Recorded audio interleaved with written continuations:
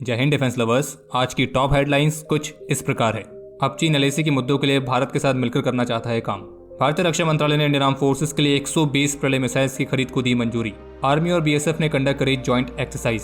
भारत ने जम्मू कश्मीर में पाकिस्तान के साथ लगी सीमा पर किए हैं कुछ मेजर इंफ्रास्ट्रक्चर अपग्रेड। और बॉर्डर सिक्योरिटी को बढ़ाने के लिए यूएस पाकिस्तान को देगा फंड।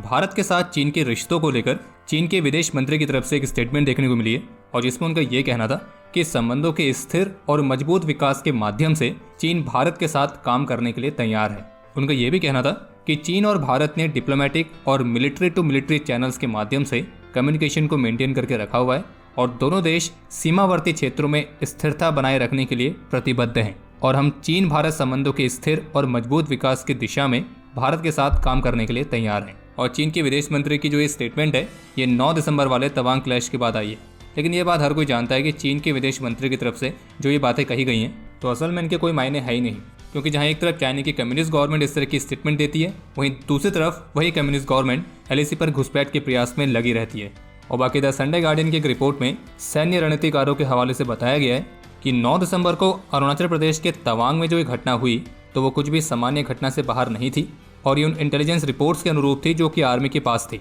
और बाकी जैसे कि आर्मी की तरफ से मीडिया को जारी किए गए बयान से भी स्पष्ट था कि यहाँ पे चीन की तरफ से जो घुसपैठ के प्रयास किए गए तो ये प्रयास कोई नई बात नहीं है, बल्कि चीन की तरफ से इस तरह के प्रयास होते रहते हैं और भारतीय सेना भी चीन के इस तरह के प्रयासों को नाकाम करने के लिए हमेशा तैयार है। भारतीय रक्षा मंत्रालय की तरफ से इंडियन आर्म फोर्सेस के लिए Pralay tactical surface to surface short range की बैलिस्टिक मिसाइल्स की खरीद को मंजूरी दे दी गई है और जिसके तहत 120 प्रलय मिसाइल्स इंडियन आर्म फोर्सेस के लिए ली जाएंगी और इन्हें मुख्य रूप से चीन और पाकिस्तान के साथ लगी सीमाओं पर तैनात किया जाएगा। और फिलहाल अभी वर्तमान समय में इस प्रलय मिसाइल की जो रेंज है वो 150 से 500 किलोमीटर तक है और इंटरसेप्टर मिसाइल्स द्वारा इस मिसाइल को इंटरसेप्ट किया जाना बेहद ही मुश्किल है और ये कैपेबिलिटी प्रलय मिसाइल को खास बनाती है। और बाकी एएनआई की तरफ से जारी रिपोर्ट के मुताबिक इंडियन आर्म फोर्सेस के रिक्वायरमेंट के आधार पर डीआरडीओ इस प्रलय मिसाइल की रेंज को एक्सटेंड भी कर सकती है। और रिपोर्ट के मुताबिक इस मिसाइल को सबसे पहले इंडियन एयरफोर्स में शामिल किया जाएगा और फिर उसके बाद इंडियन आर्मी में भी इसके शामिल होने की संभावना है। और वैसे तो इस मिसाइल में और भी कई सारे फीचर्स हैं, लेकिन उसी में से एक है इसमें इस्तेमाल किया गया फ्यूज्ड सिलिका रडार डोम, जिसे डीआरडीओ ने ही विकसित किया है। और जैसे कि इसके नाम से ही मालूम पड़ रहा है कि इसका जो स्ट्रक्चर है वो डोम शेप्ड में है और जिस वजह से ये रडार खराब मौसम से बचती है। और इतना ही नहीं बल्कि ये रडार को बिना किसी डिस्टॉर्शन के इलेक्ट्रोमैग्नेटिक सिग्नल्स को रिसीव करने में भी मदद करती है और जिससे इस मिसाइल की जो सटीकता है वो सुनिश्चित होती है। और प्रलय मिसाइल में रशिया की स्किंदर शॉर्ट रेंज की बैलिस्टिक मिसाइल की तरह ही सिमिलरिटीज भी हैं। ये वही मिसाइल है जिसे रशिया ने अभी हाल ही में यूक्रेन वाले कॉन्फ्लिक्ट में भी काफी ज्यादा इस्तेमाल किया है। बाकी इंडियन आर्म फोर्सेस द्वारा प्रलय मिसाइल को खरीदा जाना अभी के समय महत्वपूर्ण इसलिए भी है क्योंकि जैसे कि आप सभी जानते होंगे कि भारत में एक डेडिकेटेड रॉकेट फोर्स को ऑलरेडी डेवलप करने का काम भी चल रहा है। हालांकि चाइना के पास इस तरह की डेडिकेटेड रॉकेट फोर्स पहले से है और जैसे कि हमने आपको बताया कि इस मिसाइल को इस तरीके से डिजाइन किया गया ताकि दुश्मन इसे आसानी से इंटरसेप्ट ना कर पाए और जिस वजह से ये मिसाइल एक सर्टेन डिस्टेंस पर जाने के बाद अपने फ्लाइट पाथ को मिड एयर यानी कि हवा के बीच में चेंज कर सकती है। और कुछ रिपोर्ट्स में ये भी दावा है कि दुश्मन को कंफ्यूज करने के लिए ये मिसाइल अपने साथ मल्टीपल वॉरहेड्स को भी कैरी करने में सक्षम है।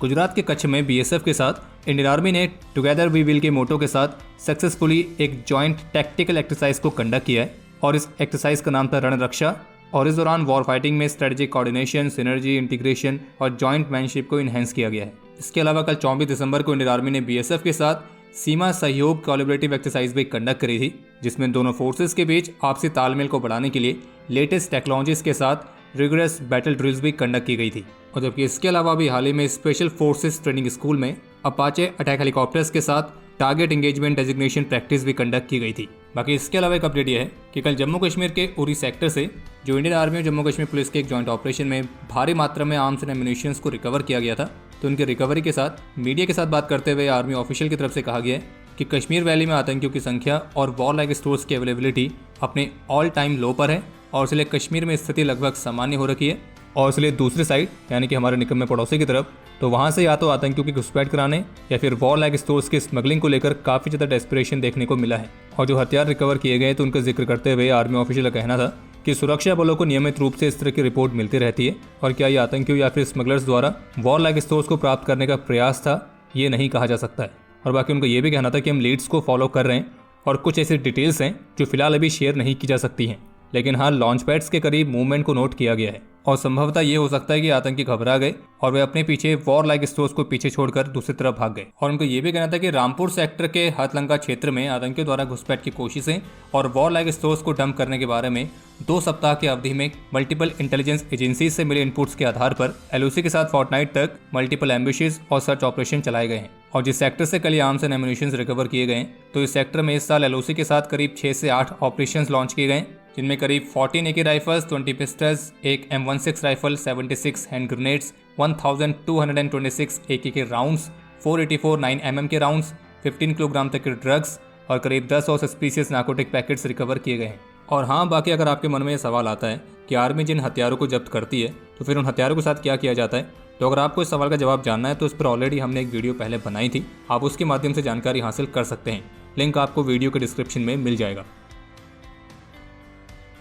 पीटीआई न्यूज़ एजेंसी की तरफ से जारी रिपोर्ट के मुताबिक पिछले साल अनाउंस हुए भारत और पाकिस्तान के मिलिट्री सीज फायर के बाद से अभी तक भारत की सिक्योरिटी एजेंसीज ने पाकिस्तान के साथ लगे अंतर्राष्ट्रीय सीमा पर कुछ मेजर लेवल पर डिफेंस इंफ्रास्ट्रक्चर्स को रिमैप किया है, जिसमें आर्मी टैंक्स के लिए रैम्प्स को क्रिएट करना, बीएसएफ के बंकर्स को मजबूत करना, ये सारी चीज़ें शामिल हैं। जबकि रिपोर्ट के मुताबिक जम्मू कश्मीर में अंतर्राष्ट्रीय सीमा पर इंफ्रास्ट्रक्चर रेनोवेशन और कुछ नए इंफ्रास्ट्रक्चर का क्रिएशन, तो इसका फर्स्ट फेज अभी हाल ही में कंप्लीट हुआ है, जो कि जम्मू फ्रंट के साथ 26 किलोमीटर के स्ट्रेच पर और दूसरा इसी सेम रीजन में 33 किलोमीटर के स्ट्रेच पर है। और रिपोर्ट के मुताबिक सीमा पर जो इंफ्रास्ट्रक्चर को रिवैम्प किया गया है, तो इसके लिए जो फंड है वो केंद्रीय गृह मंत्रालय की तरफ से दिया गया है। इस कार्य के तहत मल्टीपल डीसीबीज को रिवैम्प किया गया है, कुछ को क्रिएट भी किया गया है, जो बॉर्डर फेंस डैमेज हो गई थी उसकी मेंटेनेंस की गई है, फॉरवर्ड एरियाज पर आर्मी टैंक्स की मूवमेंट के लिए रैम्प्स बनाए गए हैं, बीएसएफ की मोर्चाज, बंकर्स, इन सभी को अपग्रेड किया गया है और कुछ सर्विलियंस और अदर प्रोटेक्शन मैकेनिज्म्स को इंस्टॉल किया गया है। हालांकि इस रिपोर्ट के मुताबिक दूसरी तरफ भी इसी तरह का कार्य जारी है। और जबकि इस रिपोर्ट में एक सीनियर बीएसएफ ऑफिशियल के हवाले से बताया गया है कि जब भी फैंस के पास कोई बड़ा कार्य होता है तो इस मामले पर दोनों पक्ष एक दूसरे को सूचित करते हैं।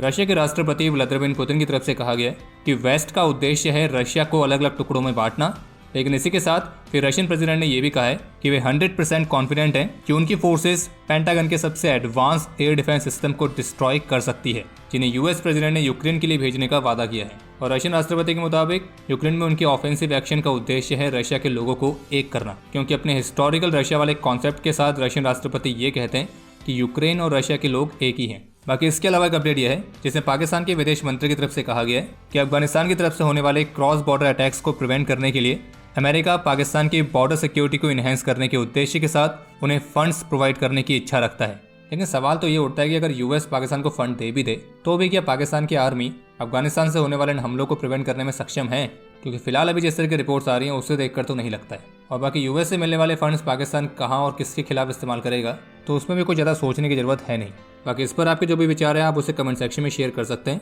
और तब तक हम बढ़ते हैं आगे आज के इतिहास की तरफ। आज के दिन 2010 में वेस्ट बंगाल में माओवादियों के खिलाफ अपने अदम्य साहस और वीरता का परिचय देते हुए सीआरपीएफ की 202 कोबरा बटालियन के कांस्टेबल विश्राम कुमार ने अपने जीवन का सर्वोच्च बलिदान दिया था। बाकी आज का ही वो दिन है जब भारत के one of the best prime minister Shri Atal Bihari Vajpayee ji का जन्म हुआ था। बाकी आपके लिए आज का सवाल, श्री अटल बिहारी वाजपेयी जी के कार्यकाल के दौरान भारत के डिफेंस सेक्टर में हुए 2 मेजर इवेंट्स के बारे में बताइए। समय है आज के टॉप 3 कमेंट्स का, जो ये रहे आपकी स्क्रीन पर।